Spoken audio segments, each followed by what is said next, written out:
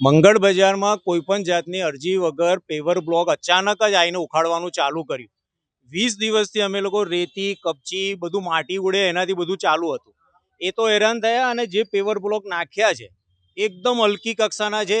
ખાલી ગાડીનું સ્ટેન્ડ પાડવાથી તૂટી જાય છે, પડવાથી બી તૂટી જાય છે, અને પ્લસ લેવલ અદ્ધર આવ્યું છે. હવે લેવલ અદ્ધર આવવાથી જે ચોમાસામાં માંડવી સુધીનું પાણી અહીંયા આવે છે, અમારા બધાની દુકાનમાં પેસશે અને દરેક વરસાદમાં પેસશે. એટલે અમારી એવી રજૂઆત છે, જો રજૂઆત નહીં સાંભળે તો આ પેવર બ્લોક અમે લોકો આગળ નહીં વધવા દઈએ અને આને તો ઉખાડી જ નાખાડાઈશું. એટલે એ તો કોઈ જરૂર જ નથી આ પેવર બ્લોકની, કારણ કે હલકી કક્ષાના છે અને બિલકુલ તૂટી જાય એવા છે. હા, પાણી ભરાય છે. એ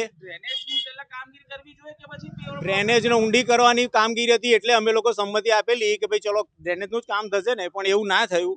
અને આ પેવર બ્લોક જે પહેલા કરતા ચાલુ વસ્તુ છે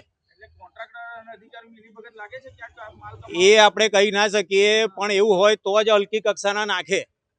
જો નાખવાના જ હોય તો પેલાના જેવા સારા જ નાખે અને લેવલ બી વ્યવસ્થિત કરે, વેપારીઓની સંમતિથી કરે, વેપારીઓની રજૂઆત સાંભળે, પણ એવું કશું થતું નથી.